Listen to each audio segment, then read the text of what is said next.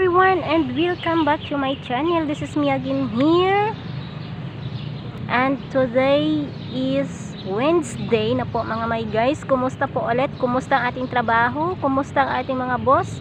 Kumusta ang ating kaming nasahuran? Magkakasahod na ba tayo ngayon this month? Or nagpapalamig muna? Ayan. So, or naghihintay sa ating 13-month to pay? Ayan, so congratulations in advance po talaga mga my guys sa mga magsasahod this month at saka sa may mga matatanggap na 13-month to pay. Kasi tayo wala tayong matatanggap na 13-month to pay at wala tayong matatanggap na sahod kasi nga po ay free lamang po tayo na nagtatrabaho. Ayan, so kaya nga mga my guys, paki-like, comment, and subscribe na din po sa aking channel. Malaking tulong na din po yan mga my guys. And of course, sa mga gustong makipagkaibigan or makipag-collab, ayan, so willing po tayo niyan mga my guys. Sa mga below 500 subscribers po, ayan, so pwede po tayong magtulungan dito mga my guys. So magtulungan tayo para naman po ay masaya. Huwag tayong maging selfish sa ating mga sarili, huwag tayong maging selfish dahil po ay may kasabihan, yung taong selfish ay magiging anong tawag diyan? Magiging agila. Ayan, so magiging agila siya. So dapat hindi tayo magiging agila. Ayan, so hindi tayo maging selfish sa ating mga sarili. So kung halimbawa nanonood ka sa video ng isang tao or isang vlogger or ng isang YouTuber, small YouTuber, i-comment mo yan, i-like mo yan, i-subscribe mo yan, at nasa gano'n naman po ay makashare po tayo ng konting tulong. Ayan, hindi naman siya kalakihan na maitulong mo sa kanya, pero para dun sa taong tinulungan mo, malaki na po yan na bagay para sa kanya. Ayan, so yeah mga my guys, na-miss ko kayo dito. So siguro naman po ay alam ko po dito na daming nagko-content ng daily life vlog, daily lifestyle nila. Ayan, so yan po din ang aking content sa aking buhay dito sa aking YouTube channel. Huwag kang maingay, Ming. Ayan, so background natin si Miming mga my guys, kasi dito naman po tayo as usual po talaga, na dito naman po tayo sa ating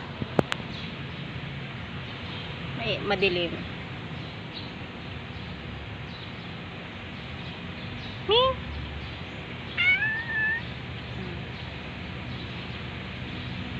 as usual naman po mga my guys, dito naman po tayo sa ating dating tagpuan. Ayan, so kung saan dito ko kayo laging makikita, or dito ninyo ako laging makikita na nakikipag-usap sa inyo. Ayan, so shout out nga pala sa aking mga baguhan na subscribers, sa aking mga baguhan na mga silent viewers ko dyan. Thank you so much. Then paki-like na din po, paki-comment sa baba ano po yung mga pwede niyong i-share dito sa aking video na ito. Ayan, so maingay ang ating kapaligiran ngayon kasi may pasok. Ganito po yan mga my guys, kapag may pasok medyo maingay po talaga. Ayan, so kaya na sinabi ko sa bahay kasi parang nagsasawa na ako sa pag-vlog sa loob ng bahay, naglilinis, naglalaba, ayan, anong tawag dyan, nagluluto, ayan, parang nakakasawa na din po mga my guys. So gusto ko yung paiba-iba na topic natin. Ayan, so yung topic natin ngayon mga my guys is about po yan sa relationship. Ayan, so to be continue po yan yung ating vlog kahapon, yung aking videos kahapon, to be continue po yan ngayon mga my guys, kasi nga kadalasan doon sa aking mga kaibigan na naghiwalay sila, nag-away sila kanyang mister, asawa, at nagplano na maghiwalay. Ayan, so may mga anak. So yung advice ko sa kanya, sabi ko sa kanya na kung hindi mo kaya yung sitwasyon na ninyo, so pag-usapan ninyo yan ng mabuti. Mas okay yung pag-usapan ninyo ng mabuti, at nang sa gano'n naman po ay magiging formal yung inyong paghiwalayan. Sabi ko ng gano'n sa kanya. So sabi niya parang lala na, sabi niya ng gano'n. So sabi ko kahit lala yan, importante, yung mahalaga talaga dyan, pag-usapan ninyo ng mabuti, pakumbaba ka lang. Kung yun ang gusto mo rin na makipaghiwalay na sa asawa mo, kasi toxic na siya, na-stress ka na talaga, stress ka na talaga sa kanya. So pag-usapan ninyo yan at ano kayo ng agreement ninyo sa barangay na sana naman po ay yung inyong anak mabigyan niya ng sustento, kasi yung mga anak talaga mga may guys, yan po talaga ang importante dyan. Naiipit sa gulo, kawawang kawawa din po yung mga anak nila. So yun ang sabi ko sa kanya, na wag ka muna magpadalos-dalos sa desisyon mo, pag-isipan mo ng ilang beses, kasi nga po yung baka naman po ay nadala ka sa selos or sa financial, na yung mga problema mo hindi mo na masabi-sabi sa mister mo. Ayan, so sabi ko sa kanya na mag-pray ka lang, hingin mo kay Lord yung wisdom, mag-pray ka lang na sana mabigyan ka ni Lord ng lakas ng loob. Sabi ko sa kanya, yun ang sabi niya sa akin, na parang hindi ko na kaya makipaghiwalay na ako sa kanya kasi toxic naman siya sa akin. Wala na, parang kumbaga parang yung kanyang pakiramdam doon is malamig pa sa patay, yung kanyang pakiramdam doon kasi doon sa nakita niya talaga. So sharing ko lang po dito mga may guys, kasi nga po dito may mga kababaihan po tayo ng mga kaibigan dito mga may guys. So nakikita ko dyan sa aking sa aking analytic mga may guys. So sharing ko lang po ito, tayo ng mga kababaihan, tayo, kumbaga malakas tayo sa instinct talaga mga may guys. May instinct po tayo talaga. So alam natin kung ano yung mga ginagawa natin mga mister, yung kanilang mga kilos, alam po natin yan talaga. Hindi natin yan pwede na masabi na hindi natin alam. Kasi yung babaeng yon na hindi niya alam yung ginagawa ng kanyang mister, tanga siya. 'Di ba? Tanga. Kahit niluloko na ng kanyang mister, nagpakatanga pa rin. So hindi po yan pwede mga may guys. So pag-usapan para naman ay formal at mabigyan din po ng mabuting yung mga bata, kasi nga kawawa yung mga bata yung naiipit dito, hindi yung ina at ama. Kasi yung ina at ama, pwede pa yan sila makahanap ng pangalawang asawa, pangalawang mister, pero yung mga anak, kawawang kawawa po talaga. Yun po ang sinabi ko sa kanya, na mag-isip ka muna bago ka gumawa ng ganyan. Dapat planuhin mo muna, plansyado ang lahat.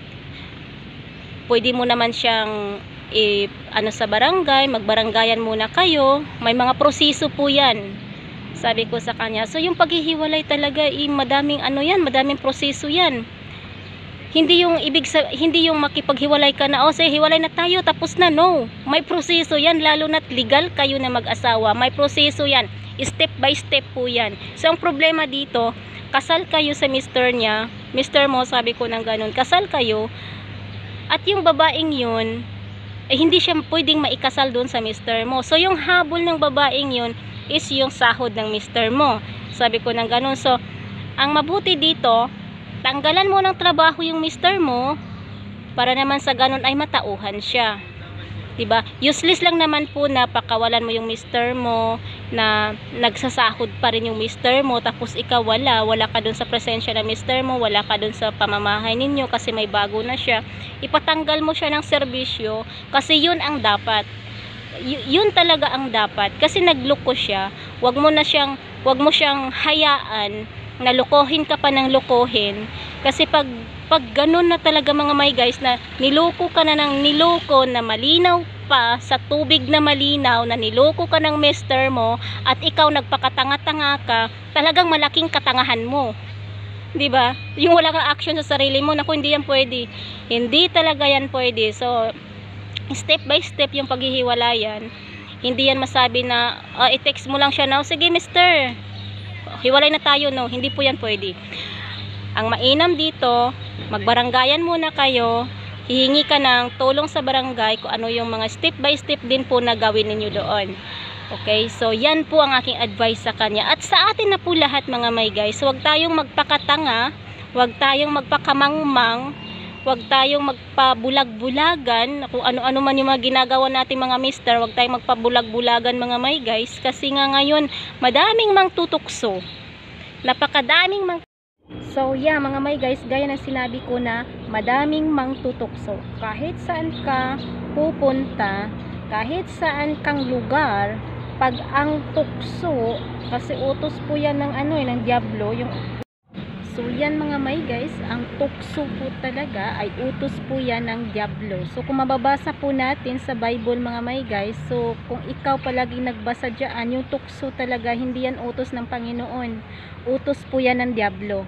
So pag once na ang Diablo, di ba, gagamitin niya yung isang tao na tuksohin ka.